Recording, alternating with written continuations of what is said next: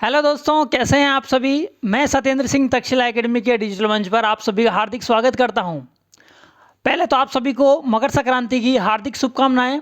ये साल आपके लिए काफ़ी खुशियां लेकर आए, मेरी यही आपके लिए दुआ है।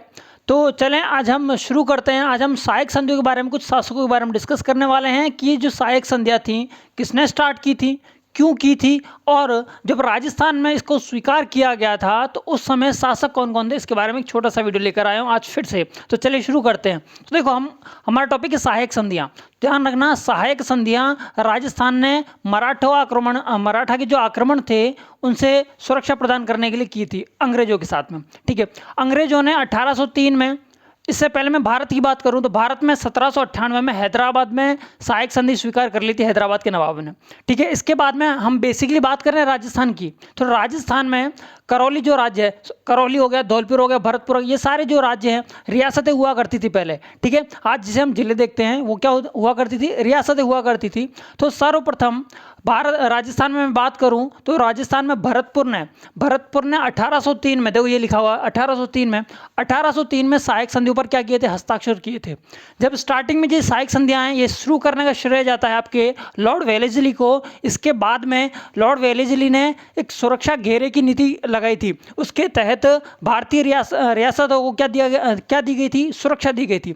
इसके बाद में लॉर्ड वेलेस्ली ने, और इसके बाद में आपके चार्ल्स मैटकॉफ को देखोगे 1818 में। ठीक है, चार्ल्स मैटकॉफ ने इसमें थोड़ा सा क्या किया, परिवर्तन किए और अधीनस्थ पार्थक्य की संधि स्टार्ट की। तो यदि पूछे आपसे कि सहायक संधि सर्वप्रथम स्वीकार करने वाला सर्वप्रथम ये जो सहायक संधियां है वो स्वीकार करने वाली रियासत कौन सी थी, सिर्फ इतना लिखा है तो आपका आंसर रहेगा भरतपुर।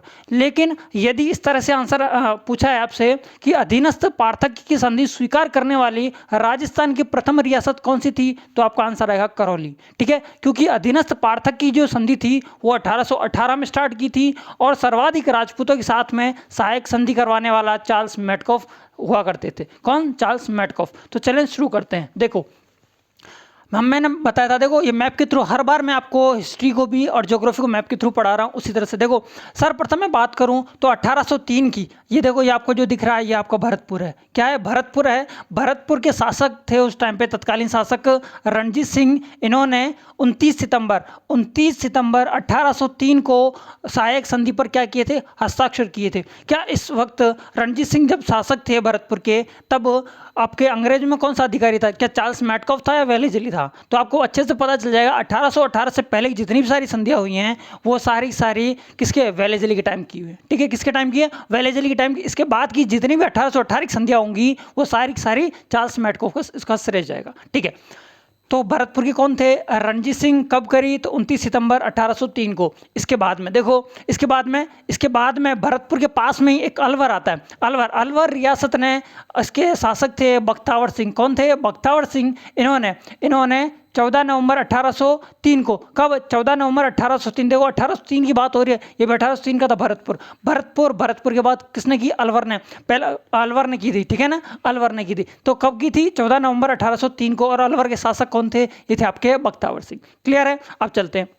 देखो फिर आपके ये 1817 में आ जाएंगे हम, फिर 1818 हम बात करने वाले। तो ये दो मेन थी, अलवर और भरतपुर। सर्वप्रथम कब की, 1803 में इन दोनों ने कर ली थी। अब हम चलते हैं 1817 पे। 1817 पे ये आपका आ गया करौली। कौन सा आ गया, करौली। तो करौली का शासक कौन था, हरबख्शपाल था, जिसने 15 नवंबर 1817 को पार्थक्य की संधि जो थी उस पर क्या किए थे, हस्ताक्षर किए थे।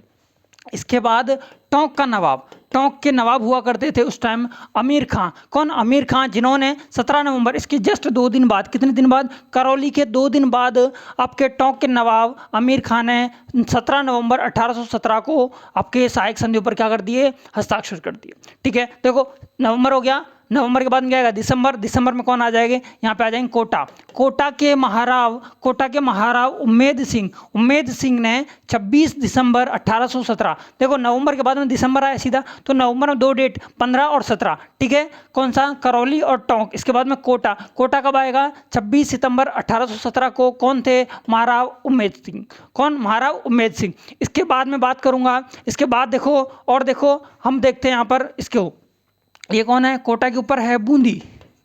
बूंदी। बूंदी के शासक कौन थे? बूंदी के शासक विष्णु सिंह जी थे, जिन्होंने 10 फरवरी 1818 को सहायक संधि स्वीकार की। इसके बाद में मेवाड़ को देख लो, मेवाड़ के कौन थे? भीम सिंह थे, जिन्होंने 22 जनवरी 1818 को सहायक संधियों पर क्या किया? हस्ताक्षर किया। इसके बाद में यहाँ पर आ जाता है आपके सिरोही, जिसने सबसे अंत में सिरोही ने हस्ताक्षर किए थे। कब किए थे? तो 11 सितंबर 1823 को, 11 सितंबर 1823 को। और सिरोही के शासक कौन थे?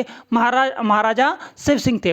ठीक है, इसके बाद में बात करूं, यहाँ पे ये क्या है आपके? जैसलमेर है। ये आपके क्या है? जैसलमेर। जैसलमेर के कौन है? जैसलमेर के मूलराज सेकंड हैं, जिन्होंने 2 जनवरी 1819 को सहायक संधियों पर क्या किए? हस्ताक्षर किए। और फिर सुनना, मारवाड़। पहले जो मारवाड़, आज हम जोधपुर देखते हैं, क्या आज हम जिसको जोधपुर के नाम से जानते हैं, वही पहले क्या कहलाता था? मारवाड़। मारवाड़ में किसने संधियों पर हस्ताक्षर किए? तो ये किए थे मानसिंह ने 6 जनवरी 1813 को। ठीक, इसके बाद में हम बात करते हैं, यहाँ पर आ गया बीकानेर। क्या आ गया? बीकानेर। तो बीकानेर में किसने हस्ताक्षर किए? तो बीकानेर की सूरत किसने बदल दी? सूरत सिंह ने बदल दी। कब बदली? तो 21 मार्च 1818 को।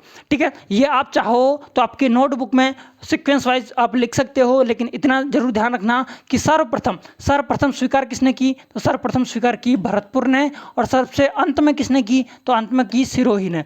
भरतपुर ने कब की थी? तो ये की थी 1803 में, जबकि सिरोही ने 1823 में, समथिंग 20 साल बाद। ठीक है, 20 साल बाद, इस तरह से याद रखना। और पार्थक की संधि पर स्वीकार करने वाला पहले रियासत कौन सी थी? वो थी आपके करौली। ठीक है, किसने स्टार्ट की? लॉर्ड वेलेजली ने स्टार्ट की। और राजपूत शासकों से सर्वाधिक सहायक संधियां कराने वाला अंग्रेजी अधिकारी कौन था? वो था आपके चार्ल्स मेडकॉफ। क्वेश्चन एग्जाम में पूछा गया है। ठीक है, ये किसके बारे में बता दिया मैंने? सहायक संधि और वहाँ के तत्कालीन शासकों के बारे में। ये वीडियो आपको कैसा लगा है कमेंट के माध्यम से जरूर बताएं। अच्छा लगा है तो दोस्तों के साथ में इसको शेयर करें, लाइक करें और चैनल को सब्सक्राइब करना ना भूलें। आज के लिए इतना ही, फिर मिलता हूं नए वीडियो के साथ में। जय हिंद।